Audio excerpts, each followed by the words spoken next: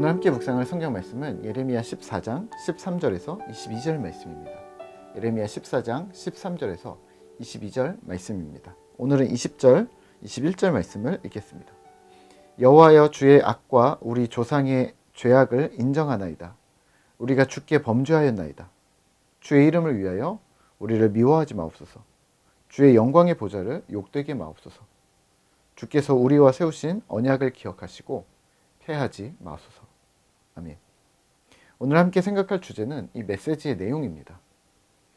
본문 예레미야 14장 후반절은 예레미야의 탄원의 기도, 그리고 하나님을 향한 눈물의 간구입니다.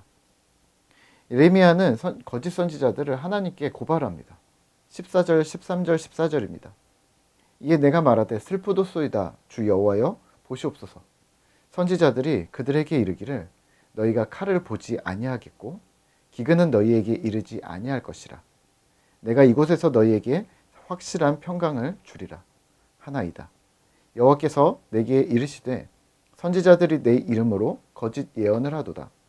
나는 그들을 보내지 아니하였고 그들에게 명령하거나 이르지 아니하였거늘 그들이 거짓 계시와 점술과 헛된 것과 자기 마음의 거짓으로 너희에게 예언하는도다. 아멘. 어쩌면 13절만 읽으면 그들의 메시지에서 문제점을 발견할 수 없을 수 있습니다. 네. 선지자들이 평강을 선포하고 잘 될 것이라고 위로하고 그렇게 선언하고 너에게 확실한 평강을 줄 것이라는 덕담 같은 이야기들을 열심히 하고 있습니다. 하지만 하나님은 그들에게 그런 메시지를 주신 적이 없습니다. 이 거짓 선지자들은 피상적인 고백을 하는 백성들을 향해 피상적인 메시지를 내놓을 뿐입니다. 잘 될 거야. 영혼 없이 잘 될 거야. 주께서 확실한 평강을 주실 거야. 라는 말을 연거푸 반복합니다. 이런 선지자들을 향해 하나님은 진노하셨습니다. 15절입니다.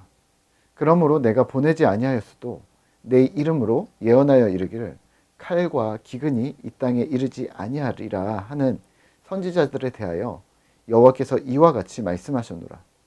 그 선지자들은 칼과 기근에 멸망할 것이오. 아멘. 그들은 기근과 칼에 던져질 것이라고 그들을 기근과 칼에 던지실 것이라고 선언하셨습니다. 어쩌면 당연한 결과입니다. 하지만 거꾸로 하나님은 심판받는 그들을 보며 눈물을 흘리신다고 합니다. 17절입니다. 너는 이 말로 그들에게 이르라. 내 눈이 밤낮으로 그치지 아니하고 눈물을 흘리리니 이는 처녀 딸 내 백성이 큰 파멸 중한 상처로 말미암아 망함이라. 아멘.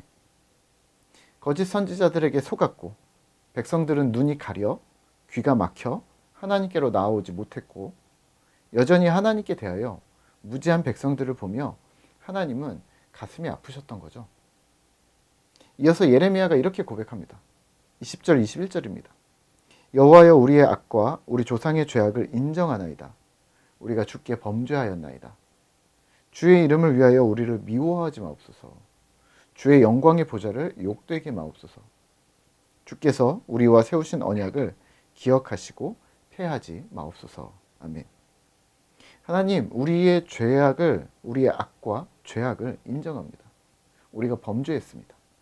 우리를 미워하지 마시고 그렇다고 우리의 죄 때문에 영광의 하나님의 이름이 더럽혀지기도 원치 않습니다. 우리와 세우신 언약을 기억해 주십시오. 이렇게 기도하는 거죠. 오늘 말씀을 묵상하며 우리는 무엇을 기억해야 할까요? 네, 명확한 대조입니다.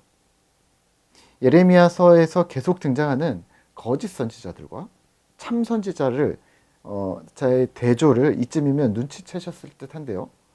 거짓 선지자와 참 선지자의 명확한 구분점, 차이점은 무엇일까요? 네, 메시지의 내용입니다. 거짓 선지자와 참 선지자를 구분하는 방법이 여러 가지가 있겠지만 그중 그들이 선포하는 메시지의 내용이 명확한 구분이라는 것이죠. 그러면 그 명확한 메시지는 어떻게 구분할 수 있을까요? 그 내용은 과연 어떤 것일까요? 어떤 교회에서는 위로의 메시지를 전하라고 합니다.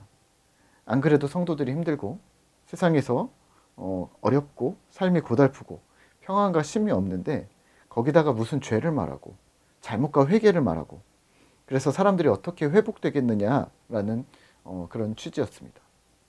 그래서 그 목사님은 항상 위로의 메시지를 전하셨습니다.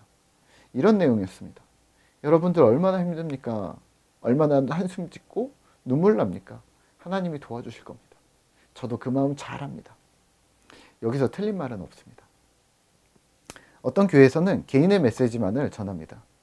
성도들의 믿음이 약한 이유가 개인의 믿음이 약해서 거대한 세상과 싸울 개인의 역량을 키워야 한다는 것이 논점이었습니다.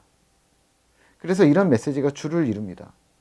나의 약함, 나의 부족함, 나의 게으름과 나태함을 넘어서서 다시 주님을 바라보겠습니다. 초심을 회복하겠습니다. 저의 신앙을 다시 돌아보겠습니다. 여기서도 틀린 말이 없습니다. 하지만 공동체는 없습니다. 어떤 곳에서는 하늘만 바라보고 세상을 돌아보지 말라고 선포합니다. 세상은 악한 것이니 보고 배울 것이 없다고 말합니다. 또 어디서는 은사만을 강조합니다. 또 어디서는 내적인 치유와 회복만을 말합니다. 또 어디서는 선교만을 말합니다. 또 어디서는 순종만을 말합니다. 또 다른 곳에서는 영적인 군사로 싸워야만 한다고만 말합니다. 네, 이게 기준입니다.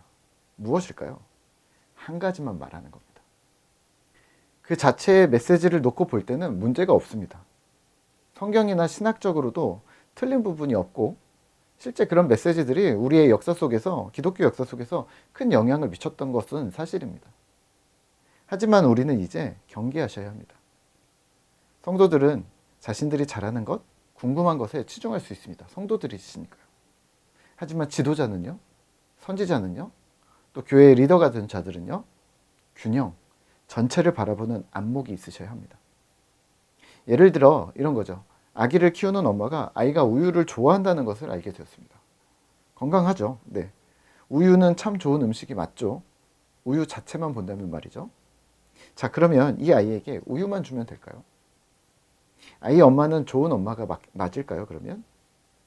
아이가 성장하면서 고기도 주고 야채도 주고 5살, 10살, 20살이 되는 것을 보면서 또 남자인지 여자인지 키가 큰지 작은지 뚱뚱한지 마른지를 보면서 그 상황에 적절한 음식을 준비해 주는 것이 맞지 않을까요? 아마도 20살이 넘었는데도 우유가 제일이지 그러면서 우유만 주고 우유로 충분하다고 생각하는 사람은 없을 겁니다. 우유 자체에는 문제가 없습니다. 근데 지금 상황을 엄마가 의도하든 의도하지 않았든 우유면 되는 거 아니에요? 우유가 제일 좋지 않아요? 라고 얘기한다면 그 엄마는 어찌됐건 직무유기를 하고 있는 것일 수도 있습니다. 본인의 자의든 타의든 말입니다.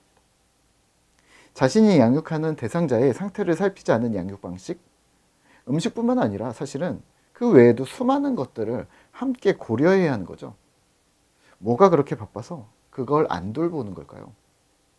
사랑하는 가족인데 말입니다. 교회도 마찬가지입니다. 참선지자와 거짓 선지자도 마찬가지입니다. 우리는 자꾸만 이단에다만 꽂히시는데요. 이단은 마지노선입니다. 이단은 당연히 거짓 선지자들이겠죠. 그거는 어쩔 수 거기는 끝입니다. 네. 근데 이단이 아니어도 거짓을 말하는 자들은 많습니다. 오늘 거짓 선지자들을 이렇게 이해하면 어떨까요? 직업인? 학교 급식 선생님은 아이들의 영양과 건강을 고려해서 급식 메뉴를 정합니다. 통상이라는 기준으로 10세, 12세 등의 일반적인 기준으로 음식을 메뉴를 세팅하는 거죠. 개인의 감정을 넣지 않은 직업적인 메뉴 선정입니다. 괜찮습니다. 직업인이니까요. 하지만 공동체의 리더는요? 참 선지자는요? 직업인인가요? 우리가 직업이라고 부르지 않는 이유가 있습니다. 가족 공동체이기 때문입니다. 리더이기 때문입니다. 가장이기 때문입니다. 개개인의 영적인 필요를 살피며 우리의 공동체의 이들이 성장하기를 부모의 마음으로 돌아보고 있기 때문입니다. 다시 돌아와서요. 직업인인가 거짓 선지자인가를 살펴보는 가장 빠른 방법은 그가 담고 있는 메시지입니다. 입술로 무엇을 말하는가? 행동으로 무엇을 말하는가? 그의 생각을 엿볼 때 그 안에 무엇이 들어있나 그의 메시지를 살피면 됩니다. 주님 앞에 발음이 무엇인지, 건강한 신앙이 무엇인지, 실제 무엇인지 세세히 살피면서 주님 안에서 성장하기를 노력하는 그러한 신실한 신자 되시기를 기도하겠습니다.